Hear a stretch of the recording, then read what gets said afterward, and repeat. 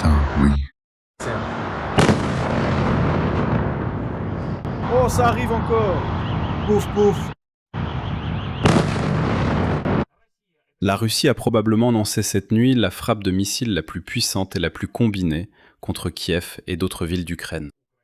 Les occupants russes ont massivement attaqué Kiev dans la nuit du 19 au 20 août avec absolument tout ce qu'ils avaient. Il n'y a pas eu un seul type de munitions d'attaque à longue portée russe qui n'ait pas été lancé contre l'Ukraine cette nuit. Pratiquement tout a été lancé. Des missiles balistiques, des missiles hypersoniques, tout type de missiles de croisière, des Shahed ordinaires, des Shahed à réaction et même des banderoles. Une particularité de l'attaque massive de la Fédération de Russie a également été que la Russie a attaqué la capitale pratiquement depuis toutes les directions possibles. Dans l'ensemble, à la suite de l'attaque massive russe, d'importantes destructions ont été constatées dans 3 régions, et un poste de contrôle à la frontière avec la Moldavie a également été attaqué. Dans le même temps, des avertissements de la part du renseignement ukrainien indiquent que la Russie est capable de lancer jusqu'à 200 missiles de croisière et balistiques par mois, qui malheureusement seront lancés contre l'Ukraine à l'automne et en hiver. Mais en même temps, les experts répondent à la question principale. Pourquoi Vladimir Poutine a-t-il décidé de jouer le tout pour le tout et a-t-il utilisé cette nuit-là absolument tout ce qu'il avait pour l'attaque ? Dans cette émission, analysons ensemble les conséquences de cette attaque nocturne et discutons des perspectives de la poursuite de la guerre, précisément dans ce contexte. Je m'appelle Alexei Petchi, discutons ensemble de ce sujet, mais avant de commencer, je vous demande de vous abonner à cette chaîne YouTube, de liker cette émission et d'écrire n'importe quel commentaire.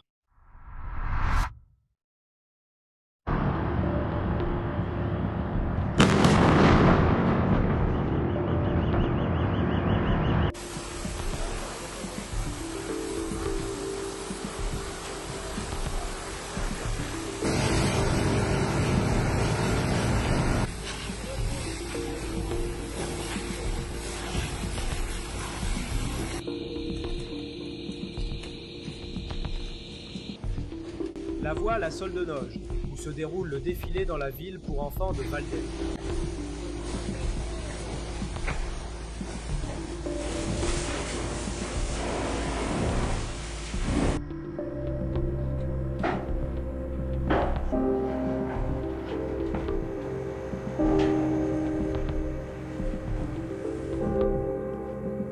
La voile.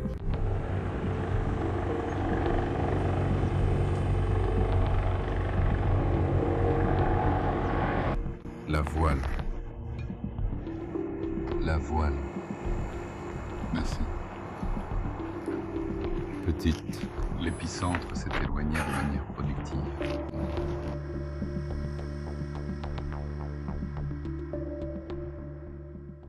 Ainsi, dans la nuit du 20 août, la Russie sauvage et sale s'est déchaînée et a lancé une attaque combinée avec des missiles balistiques, des missiles de croisière et des drones sur Kiev et sa région. Dans la capitale de l'Ukraine et à Brovary, il y a des morts et des dizaines de blessés. Des habitations, des entrepôts et des infrastructures critiques ont été endommagées.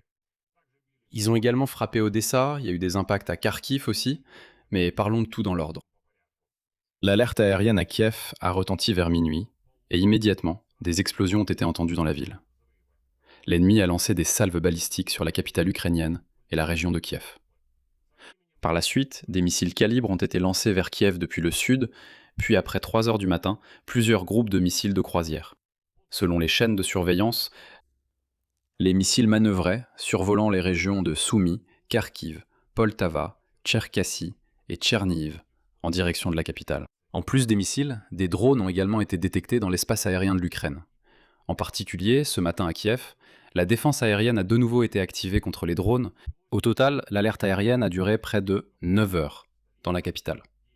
Ensuite, il y a eu une pause, et puis malheureusement, une nouvelle alerte. Car au moment de l'enregistrement de cette émission, il était déjà environ 16 heures à Kiev. À Kiev, on entendait à nouveau des explosions dues à la destruction d'un drone. Parce que ça recommence encore. Des drones ont survolé la capitale ukrainienne. Selon les forces aériennes des forces armées ukrainiennes, dans la nuit du 20 août, la Russie a lancé des attaques contre l'Ukraine. Et maintenant, attention. des missiles balistiques Onyx, Tsirkon et Iskander M et S-400, 36 missiles de croisière KH-101, Iskander K et leur variante A, 598 missiles calibre, 2 banderoles et 168 drones d'attaque, y compris des drones Shahed. La direction principale de l'attaque était précisément la région de Kiev. La défense aérienne a abattu ou neutralisé 31 missiles de croisière, 8 calibres, 2 banderoles et 145 drones. Des impacts ont été enregistrés sur 28 sites et des chutes de débris sur 2 autres. Pour Kiev, l'attaque a malheureusement été mortelle. Selon les dernières informations, 15 personnes ont été tuées et 34 ont été blessées. La journée de demain, le 21 août, a été déclarée jour de deuil dans la capitale. Dans le district de Sviatoshin de la capitale, un impact a été enregistré sur le territoire d'un site industriel, ainsi que des incendies dans des entrepôts d'une superficie de 500 et 1000 mètres carrés. Dans le district de Solomiansky, les 8e et 9e étages d'un immeuble résidentiel de 9 étages ont été détruits, un incendie s'est déclaré dans des habitations et dans l'abri d'une école, des personnes ont été piégées. Dans le district de Darnitsky, un impact a eu lieu sur le territoire d'un site non résidentiel. Un incendie s'est déclaré dans des entrepôts et sur un parking automobile sur une superficie d'environ 1000 m². À Brovary, à la suite d'un impact sur un site d'infrastructure industrielle. Les réseaux sociaux rapportent également un important incendie à Borispil, à l'endroit où des débris sont tombés.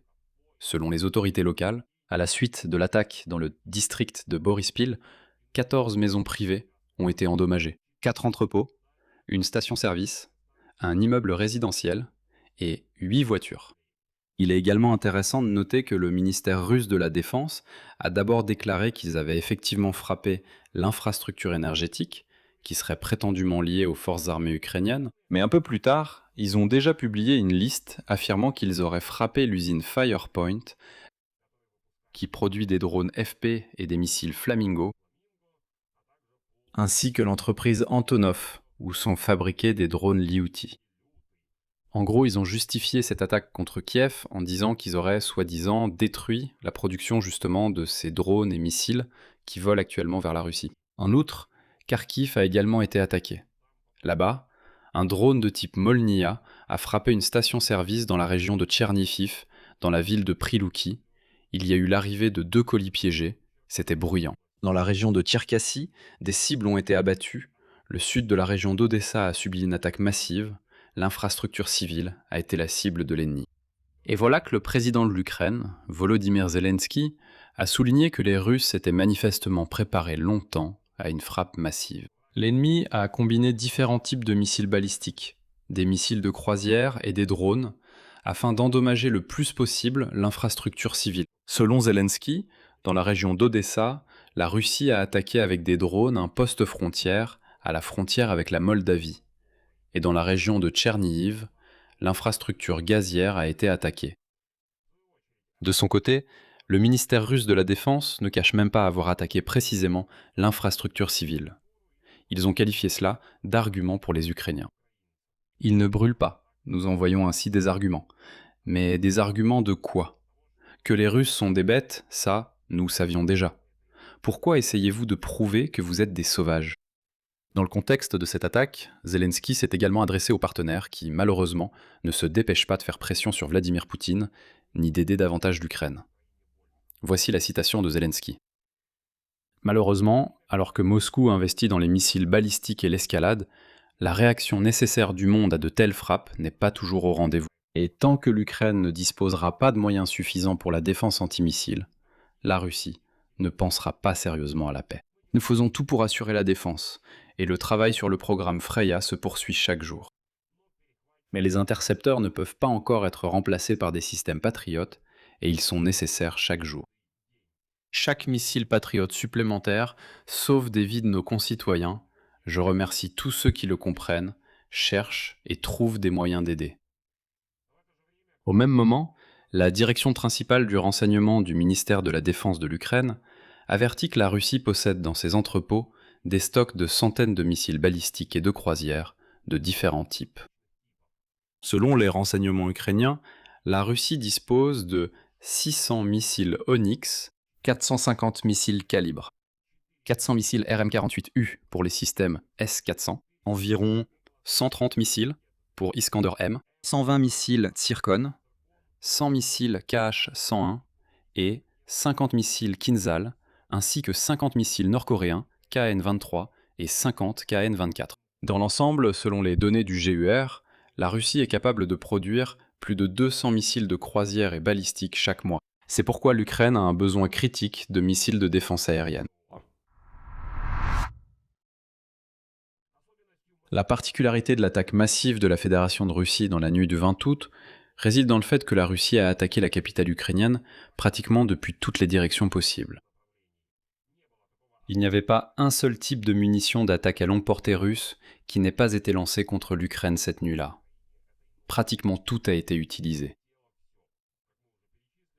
Des missiles balistiques, des missiles hypersoniques, absolument tous les types de missiles de croisière, des Shahed ordinaires, des Shahed hypersoniques, des drones Lightning, et même, comme vous le savez, des munitions banderoles. Et ici, la question se pose, pourquoi la Fédération de Russie a-t-elle décidé pour la première fois depuis longtemps d'utiliser un nombre important de missiles de croisière, et pas seulement des missiles balistiques? Et pourquoi a-t-elle décidé de frapper avec absolument tout ce qu'elle avait sous la main? Et voilà, les experts sont convaincus que les Russes sentent qu'ils ne tiendront pas plus longtemps dans cette guerre, c'est pourquoi ils jouent le tout pour le tout maintenant, essayant de faire peur au maximum et de frapper simplement avec tout ce qu'ils ont.